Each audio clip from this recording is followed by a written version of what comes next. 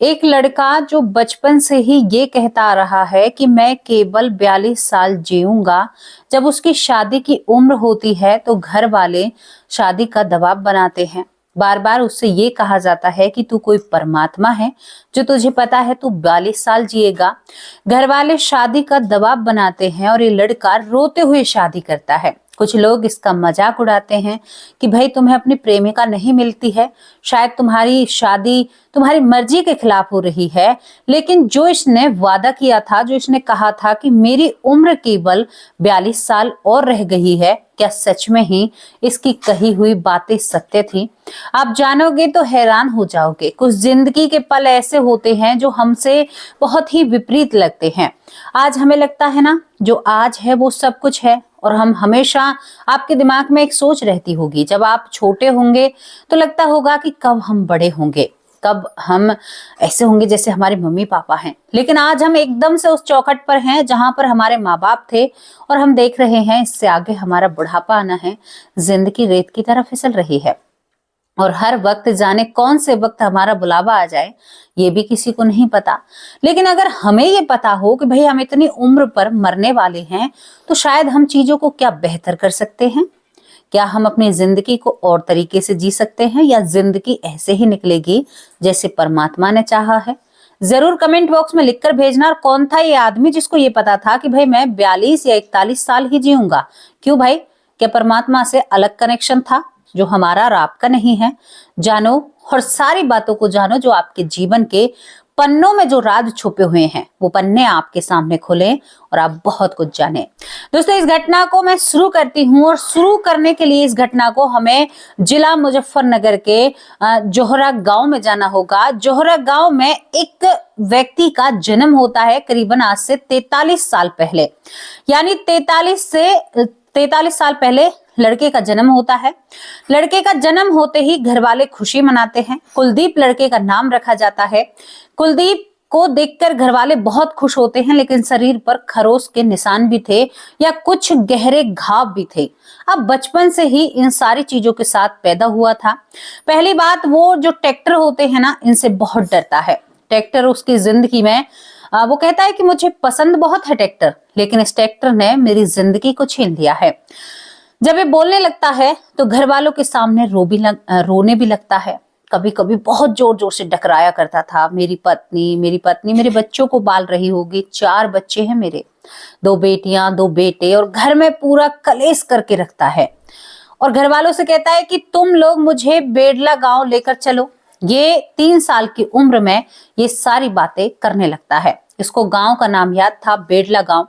ये बार बार इधर उधर इन्हीं बातों को करता है। ट्रैक्टर को देखते ही घर के अंदर भाग जाता है। ट्रैक्टर की थोड़ी सी भी आवाज आती है।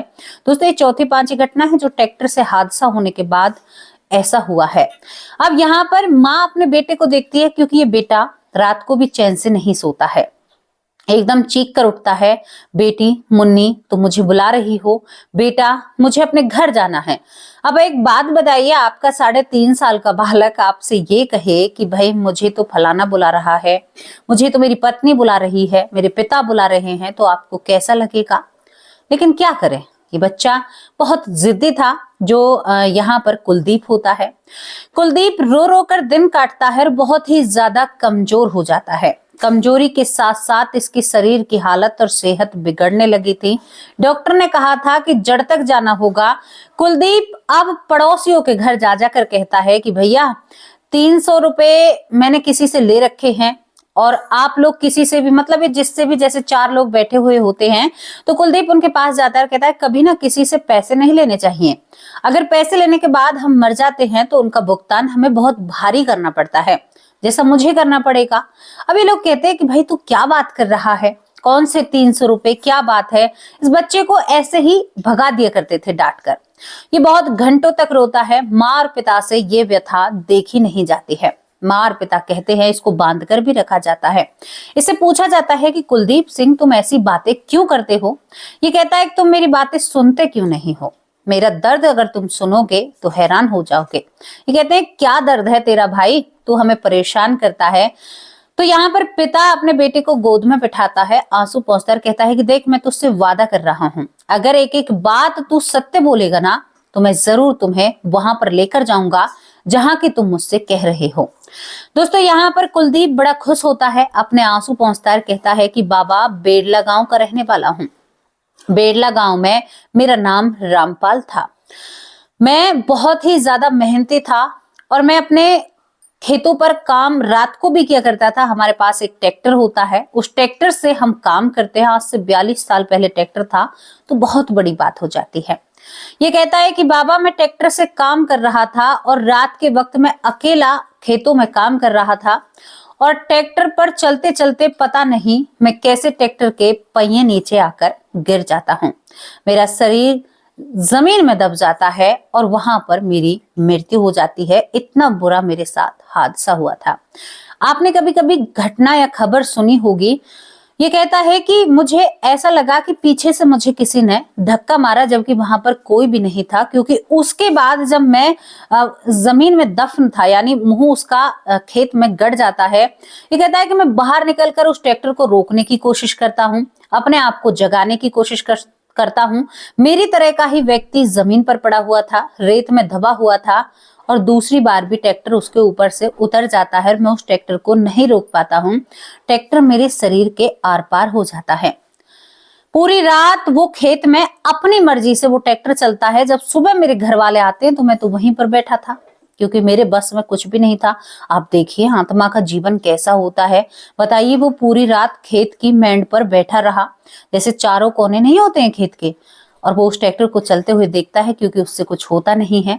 यहाँ पर ये भी बताता है कुलदीप कि बाबा मैं रात को गया था घर भी, लेकिन घर भी कोई मेरी बात नहीं सुनता है। अच्छा, यहाँ पर एक छोटी सी बात टोकने की कोशिश करती हूँ। हमें कभी कभी आभास होता है कि हमें कभी कभी आभास होता है जैसे हमारे किसी अपने के साथ कोई हादसा होता है, तो हमें या कोई सपना आता है या कोई ऐसा संकेत मिलता है कि एकदम रात को कोई हादसा हुआ। तो आप उस समय पता है क्या सोच लेना, आप सोच लेना जो आपका अपना है, जिसके साथ हादसा हुआ है, अगर रात को आपके साथ कोई ऐसी घटना हुई है तो वो घर जरूर आया है। हमारी साथ ही की एक मेरी सहेली थी, उनकी सास को ब्लैक फंगस हुआ था। ये बीमारी हजारों लोगों में एक को होती है। वेंटिलेटर पर रही, करीबन 8 से 9 दिन वेंटिलेटर पर रही, लेकिन जिस रात सबको पता था कि वो मरने वाली हैं, वो नहीं बचेंगी, इतनी उनकी खस्ता और बहुत बेकार हालत हो गई थी। कहते हैं कि वो रात को आकर घर में मेरी सहेली कहती है कि जिस दिन उसके प्राण निकले, उन्होंने रात को आकर सबसे पहले मुझे जगाया। तो ये आप सोच लेना, जब आपका कोई अपना बाहर है और उसके प्राण निकलेंगे और घर में रात को अगर कोई हरकत होती है या कोई भी ऐसा वाक्य घटित होता है, तो सोच लीजिएगा उसकी आत्मा आपके पास आई है और आपको संकेत देना चाहती है, जिसमें वो कहीं ना कहीं नाकाम है और सक्षम नहीं है। हम कई बार सोचते हैं कि भाई ऐसा हुआ था, रात हम डर गए थे, बहुत ज्यादा खटपट हुई थी और हमें नहीं पता था ऐसा चल रहा था। तो ये वो संकेत है, वो आत्मा भागकर वहीं आएगी जहां उसका सबसे प्रिय और प्यारा होता है। दोस्तों ये घटना ये बहुत ही विचलित करने वाली थी। ये घर भी जाता है, घर वाले जब आते हैं तो पूरे खेत भर जाता है लोगों से और वहां पर रोना पीटना शुरू हो जाता है। ये कहता है कुलदीप बाबा सब लोग आ रहे थे, मैं सबके चेहरों के सामने हाथ कर रहा था। मेरी उम्र उस वक्त करीबन 40 साल की थी, 40 से 42 साल का था मैं।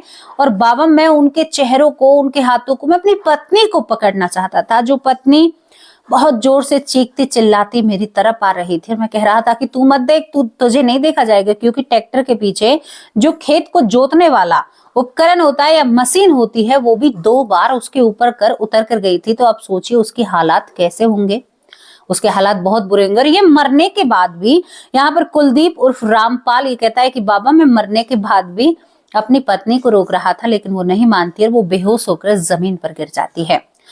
बाबा इसके बाद मेरे शरीर को पल्ली नहीं होती है, कट्टों से बनाई जाती है, जो एक खल के या ऐसे प्लास्टिक के बैग होते हैं, बैग बोलते हैं शहरी भाषा में। तो बाबा उनके ग्रामीण लोग जो होते हैं भूसे को बांधने के लिए रखते हैं, उसमें मेरे सब को रखा गया था, क्योंकि मेरे सब की हालत ऐसी होती है। मर चुका था, कुछ भी नहीं था मेरे अंदर। ट्रैक्टर को गांव वालों ने और घर वालों ने आकर बंद करा था। मेरी मृत्यु ऐसे होती है बाबा, मैं वहां पर 13 से 14 दिन रहा, 14वें दिन मैं वहां से जाता हूँ और उसके बाद मैं यहाँ पर आता हूँ तुम्हारे घर में आता हूँ और मुझे हर एक बात जो कि तो याद है, एक भी चीज इधर उधर नहीं है। ये कहता है कि बाबा वो 13-14 दिन मेरे बच्चे और मेरी पत्नी का विलाप मैंने देखा, मेरे आंखों से आंसू निकलते थे लेकिन किसी को दिखाई नहीं देते हैं। मैं पत्नी को दिलासा देने की कोशिश करता हूँ, मेरी पत्नी मेरे कपड़ों को पकड़कर रोती है रात के वक्त अकेले में और बच्चों को सीने से लगाकर बैठी रहती है। अब तो मेरा उसके पास जाना बनता है बाबा, मुझे जाना है। ये कहता है यहाँ पर जो कुलदीप के पिता हैं कि बेटा तुमने मुझे सब कुछ बता दिया है, अब मैं तुम्हें जरूर वहां पर लेकर जाऊंगा, ये तेरे पिता का वादा है। दोस्तों यहाँ पर कुलदीप के पिता 4 साल के कुलदीप को यहाँ पर 15 से 20 व्यक्ति इकट्ठे करता है, बस लेता है, एक बस और एक ट्रैक्टर। यहाँ पर ट्रैक्टर भी होता है और गाड़ी भी होती है, मतलब यहाँ से 25 से 30 आदमी यहाँ पर बेड़ला गांव पहुंचते हैं और बेड़ला गांव जब पहुंचते हैं तो कुलदीप खुद रास्ता बताता है। रास्ता बताने के बाद जब ये अपने घर पहुंचता है ना, घर पहुंचते ही सबसे पहले अपनी पत्नी को जाकर देखता है। कहता है कि भाग्यवान कैसी हो। वो महिला थोड़ी सी शर्माती है, कहती है कि भाई मैं क्या कहूं इनसे, 4 साल का बच्चा है। यहाँ पर वो महिला कहती है कि कौन हो तुम, मैं तुम्हें नहीं जानती। तो ये कहता है कि तुम मुझे जानोगे भी कैसे, मैं तुम्हारा रामपाल हूँ, लेकिन मेरे बच्चे कैसे हैं उनके बारे में बताओ। तो वो कहती है कि ये भीड़ और ये सब कुछ क्या है, क्योंकि घर वाले डर जाते हैं। बेड़ला गांव के भी लोग इकट्ठा हो जाते हैं, भाई ये मामला क्या है। फिर चारों तरफ शोर मचता है कि भाई रामपाल आया है, रामपाल आया है, रामपाल का दूसरा जन्म हो गया। तो चारों तरफ लोग जो सुनता है, अरे हम भी देखेंगे कैसा होता है, ऐसे अक्सर भीड़ हो जाती है गांव में। अब यहाँ पर ये अपनी पत्नी से कहता है कि तुम बहुत रोई थी मेरे कपड़ों को पकड़कर। तो ये महिला थोड़ी सी शर्मा जाती है कि भाई ऐसी बातें कर रहा है, बहुत सारे लोग वहां पर खड़े हुए थे। अब देखिए बस भर कर आई थी, ट्रैक्टर भर कर आया था, गाड़ी भर कर आई थी और फिर उस गांव के लोग, घर में बैठने की तक जगह नहीं। लेकिन ये 4 साल का कुलदीप किसी के भी सामने ना तो ये घबराता है ना झिझकता है, कटाकट एक चीज के जवाब देता है और ये कहता है कि उस वक्त पूरी घटना को बताता है कि उस रात मेरे साथ क्या घटित हुआ, जब ये अपने घर वालों से पत्नी यकीन नहीं कर रही थी। यहाँ पर रामपाल की पत्नी कहती कि मुझे यकीन नहीं हो रहा कि तुम मेरे पति हो, तुम मेरे रामपाल हो, मैं यकीन नहीं कर सकती, हमें क्या पता तुम बहरूपिया हो। तो ये कहता है कि भाग्यवान मैं तुम्हारी जमीन जायदाद लेने के लिए नहीं आया हूँ। मेरा जहां पर जन्म हुआ है ना, क्योंकि उसका शरीर ही तो छोटा था, दिमाग तो विकसित था। दिमाग तो 42 से और 45 साल तक के व्यक्ति की तरह का होता है। ये कहता है कि भाग्यवान तेरी जमीन जायदाद मुझे नहीं चाहिए, मैं तो अपने बच्चों के विलाप में और तेरे विलाप में यहाँ पर वापस आया हूँ, मेरे बेटों से मिला दो। उस वक्त तक यहाँ पर इनकी दोनों बेटियों की शादी हो चुकी थी, बेटे अभी कुंवारे थे। दोस्तों यहाँ पर ये बेटियों को भी उनके ससुराल से बुलाता है, सबके गले लगता है, लेकिन पत्नी के गले से बात नहीं उतर रही थी। तभी ये पत्नी की तरफ कंधे चलाता है, इतनी तमाम भीड़ वहां पर खड़ी थी, तभी उसका हाथ झटके से पकड़ता है। अब आप सोचिए, उस पल को महसूस कीजिए, बताइए कैसा लगेगा।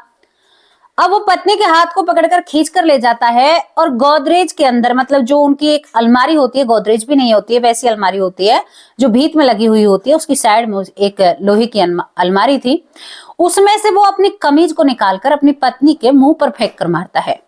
कहता है कि बहुत शक्की हो, तुम्हारी शक करने की आदत अब भी नहीं गई है, तुम जो की त्यों हो, अब भी बदली नहीं हो, इसी कमीज को पकड़कर रोया करती थी ना तुम।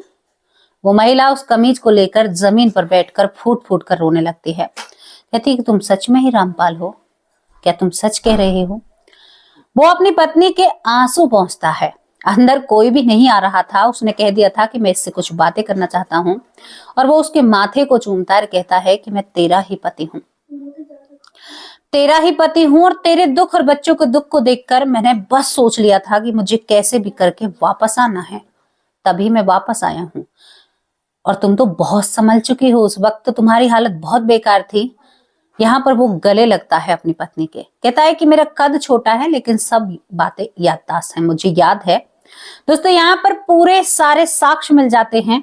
अब थी उन 300 रुपयों की बात, जो 300 रुपए इसने किसी से उधार लिए थे। तभी अपनी पत्नी से कहता है कि मैं मरने के बाद यमराज से मिला था और इस जन्म के बाद, क्योंकि मेरी अपनी पत्नी से और वहां पर तमाम लोग बैठे हुए होते हैं, बड़े बड़े लोग भी थे, वो कहता है कि भाई मैं आप सबसे एक बात कहना चाहता हूँ। वहां पर वो पड़ोसी भी था जिससे उसने 300 रुपए लिए थे। उसने कहा कि मैं यमराज के पास गया था, मैंने इससे 300 रुपए लिए, मेरी मृत्यु हो गई। उसके बाद देने की मेरी मनसा थी। यमराज ने कहा कि अगर तुम्हारे बच्चे उन पैसों को नहीं देंगे तो वो पैसे तुम्हें उसके घर में पशु बनना होगा, यानी अगला जन्म मेरा पशु का होगा। किसी न किसी जरिए मैं 300 रुपए के लिए उसके पास पशु बनकर या किसी भी रूप में बनकर आऊंगा और वो पैसे मुझे देने पड़ेंगे।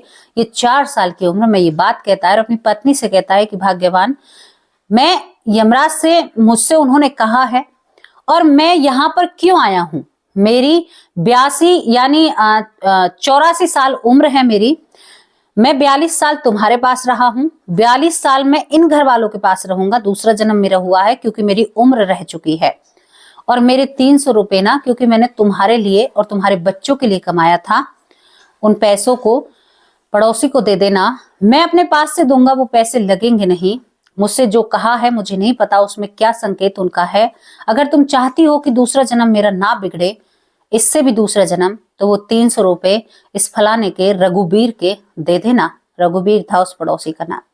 पत्नी हैरान हो जाती है कि तुम वो सारी चीजें जो ग्रंथ में लिखी हुई होती हैं क्या सच है। बच्चे भी, बच्चों को देखकर वो भावुक होता है, लेकिन बच्चे उसको देखकर हंसते हैं कि भाई हमारा बाप कितना छोटा है। ये बड़ी दुविधा हो जाती है। मन तो बड़ा है लेकिन कद तो छोटा है, वो वाली समस्या हो जाती है। यहाँ पर दोस्तों उसकी पत्नी ने उसी के सामने अंदर से अलमारी में कपड़ों के नीचे से 300 रुपए लाती है।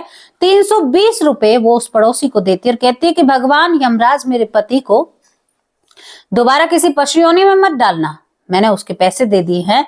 यहाँ पर ये बड़ा संतुष्ट होता है। उसके बाद इन दोनों परिवारों में रिश्तेदारी बन जाती है। अब यहाँ पर समस्या क्या थी कि इसने सभी के सामने कहा था कि मैं 42 साल और जीऊंगा बस। और ये यहाँ पर अभी से संकेत करता है कि बेड़ला में जो महिला है वही मेरी पत्नी रहेगी आखिरी वक्त तक। लेकिन दोस्तों उम्र और जिंदगी बहुत कुछ करा देती है। ये लड़का जो कुलदीप है, धीरे धीरे जब ये बड़ा होता है और बड़ा होने के बाद जब ये लोगों से ज्यादा इन बातों को करने लगता है, आमतौर पर हमने देखा है कि 20 साल की उम्र में याददाश्त मिट जाती है, लेकिन ये बड़ा होने के बाद कहता है कि मैं तो 42 साल ही जीऊंगा, मुझे पता है। ये खूब मौज मस्ती करता है। अब जब इसकी शादी की उम्र होती है तो ये कहता है कि माँ, किसी पराई जाई को मेरे पल्ले बांधोगी, मैं उसे छोड़कर चला जाऊंगा, मेरी मृत्यु हो जाएगी। लेकिन घर वाले इसके कान भरते हैं, कहते हैं कि ऐसा कोई तू परमात्मा हो रही है, तेरा जन्म हो गया, देख तूने दूसरा भी जन्म ले लिया, ऐसा कुछ भी नहीं होगा, तुम्हें शादी तो करनी होगी। दोस्तों ये 3 साल तक शादी नाम के शब्द को टालता रहता है। यानी जो कुलदीप होता है कि भाई मुझे शादी नहीं करनी, मैं किसी को बेवा बनाकर नहीं जाना चाहता, वो महिला मेरे लिए पहले तड़पी है, अब ये महिला मेरे लिए तड़पेगी तो ये तो सही बात नहीं है। अब उसे क्या पता था कि भाई कर्मों का फेरा है, वहां भी निभाया है और यहाँ भी निभाएगा ना, कर्म तो है, लेकिन इतना उसे नहीं पता था। यहाँ पर कुलदीप यही कहता रहता है कि नहीं मैं शादी नहीं करूंगा, लेकिन उसकी 25 साल की उम्र में घर वाले जबरदस्ती शादी करा देते हैं। शादी जब हो जाती है तो उसे भी कहीं ना कहीं लगने लगता है कि शायद जरूरी है, हर बार ऐसा ही हो। धीरे धीरे वक्त निकलता है। दोस्तों यहाँ पर 2024 से 2025 आता है। 2025 के इन्हीं दिनों से, यानी 2024 के दिसंबर की बात मैं आपसे कर रही हूं, तो वो उसको पता था। अब जब उसका 42वां साल चलता है ना, तो वो थोड़ा सा डरा डरा सा रहता है। उसके दिमाग में यही बात रहती है कि अब तो मुझे मरना है, अब मेरी मृत्यु निश्चित है। कभी कभी वो भूल भी जाता है। अब एक दिन, इन्हीं दिनों की बात थी, दिसंबर की, अब जनवरी चल रही है। यहाँ पर दिसंबर में वो गन्ने की मिल पर घूमने के लिए जाया करता था। दोस्तों यहाँ पर उस दिन 42 साल की उम्र जब उसकी पूरी हो जाती है, गन्ने की मिल पर उसका ब्रेन हैमेज हो जाता है। ब्रेन हैमेज के होने के कारण उसका शरीर बिल्कुल काम करने से बंद कर देता है। जब उसे हॉस्पिटल ले जाते हैं तो हॉस्पिटल उसे वेंटिलेटर पर रखा जाता है, मशीनी तकनीक से उसे सांस दिया जाता है।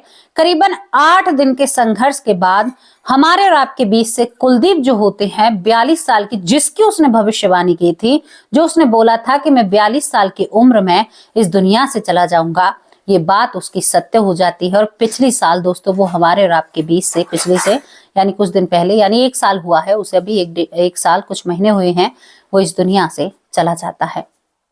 अब आप सोच कर देखिए कि उसकी भविष्यवाणी तो सत्य हुई। कमाल हो गया। तो हमारी जो उम्र रह जाती है वो भी हमें काटनी पड़ती है। यानी जैसे अब उसने कहा कि मेरी 82 साल उम्र थी, यमराज ने मुझसे कहा, यानी 84 साल उम्र थी, यमराज ने मुझसे कहा, तो वो 84 ही साल 2 वक्त में बिता कर जाता है। शायद उसके कर्मों का कुछ खेल था जो 2 परिवारों से जुड़ा था और उसे दोनों परिवारों का कर्ज देना था, इसी वजह से वो 2 बार ऐसे आया। तो आप बिल्कुल भी ये मत सोचा कीजिए कि हमारा अपना ऐसे हमें छोड़कर चला गया, आपका और उसका उतना ही साथ था। मुझसे बहुत सारे मेरे परिवार के सदस्य ऐसे जुड़े हैं जिन्होंने बहुत जल्दी अपनों को खो दिया है। उनका दुख, उनकी तकलीफ मेरी ऐश्वर्या माँ है, मेरी सीमा अरोड़ा प्यारी बहन जो दिल्ली से, वो कहती है कि मेरी बेटी मुझे छोड़कर चली गई। मैं उन सबको दिलासा देना चाहती हूँ, हमें यहाँ पर सदा नहीं रहना है, हम भी यहाँ से जाएंगे और एक ना एक दिन तो हमें जाना ही है, आज नहीं तो कल, और पता नहीं कब हमारा बुलावा आ जाए। हम अपनों के लिए भावुक होते हैं क्योंकि हम इंसान हैं, हमारे अंदर भावनाएं हैं, हमारे अंदर ऐसी चीजें हैं कि हम अपनों के लिए रोते हैं, बिलखते हैं। लेकिन मैं आपको समझाना चाहती हूँ, कोई ऐसा कर्म ना बिगड़ जाए, कोई ऐसी तकलीफ आपको ना हो जाए हमेशा, क्योंकि देखो जब ऐसी संकट या घड़ी, मैं संकट ही इसको कहूंगी और मैं बहुत भली भांति इस दुख को समझती हूँ, जब ऐसा संकट हमारे ऊपर आता है ना तो हम भगवान से और दूर हो जाते हैं। मेरा स्पष्ट रूप से आपसे कहना है कि भगवान के करीब आइए, वो कितने दयालु हैं। हम एक रिश्ते के लिए तड़पते हैं। आप सोचिए कि हमसे उनकी खेती है, उनका मन करेगा वो तब काटेंगे उस खेती को, लेकिन हम एक रिश्ते के लिए तड़पते हैं और उसके कितने रिश्ते हैं। अब सोचिए वो कितनों का पेट भरते हैं, वो कितना करते हैं, कितना कुछ करते हैं हमारे और आपके लिए। तो आपको भगवान से विमुख नहीं होना है, ये हमारे कर्म है, भगवान का कोई दोष नहीं है। ये हमारा कोई ऐसा कर्म या प्रारंभ बना है जिसका भोग हमें भोगना पड़ रहा है। उसके लिए आपको निश्चिंत हो जाइए। अगर आपने अब की बार अच्छी खेती की है ना, तो किसी माई के लाल में हिम्मत नहीं है जो आपके जीवन को बिगाड़ कर रख दे। ये मेरा वादा है आपसे। अगर आपने अब की बार खेती और फसल अच्छे से बोई है ना और ईमानदारी से बोई है, तो ये आपकी इस बहन का वादा है कि आपका कोई बाल विवाह का नहीं कर सकता, और आपको कोई दुख सोचकर भी, या दुख आपकी जिंदगी में देने के लिए आएगा ना, तो वो श्री हरि, वो चक्रधारी आपके सामने उस मुसीबत को लेंगे। जब आप हमसे गलतियां होती हैं, जब वो अपने सीने पर उस मुसीबत को लेते हैं, तो भाई हम अच्छा करेंगे तो कहते हैं ना कि हम पापा के अच्छे बच्चे हैं। तो ये समझिए, आपको समझनी होंगी ये बातें। ये घटना आपको कैसी लगी? एक व्यक्ति जिसको पता था कि मैं 42 साल की उम्र में इस दुनिया से चला जाऊंगा, ऐसी चीजें हो जाएं तो शायद भजन ज्यादा करे भैया, प्रार्थना ज्यादा करे, प्रभु से लगन ज्यादा लगाएं कि हमें पता है कि उस वक्त हमें मरना है। जैसी भी आपको स्टोरी लगी हो अपनी राय कमेंट बॉक्स में जरूर लिखकर भेजना। आज दिन की वीडियो भी नहीं बना पाई हूं, मैं नहीं बता पाई हूं आप लोगों को, और अब शाम की वीडियो भी मैं लेट हो गई हूं, इसी वजह से आज भी आपके नाम नहीं लिए जा रहे हैं। सॉरी मेरे प्यारे परिवार। और रामायण कुशवाहा भाई, आपने तो बहुत शिकायत की है मुझसे कि आप मुझे भूल गई हो। नहीं भाई, मैं आपको नहीं भूल सकती। जो मेरे परिवार का हिस्सा है मैं उसे कभी नहीं भूल सकती। अब आप लोगों से विदा लेती हूँ, कल हाजिर होंगी एक सच्ची और अच्छी स्टोरी के साथ। तब तक के लिए नमस्कार, जय हिंद, जय।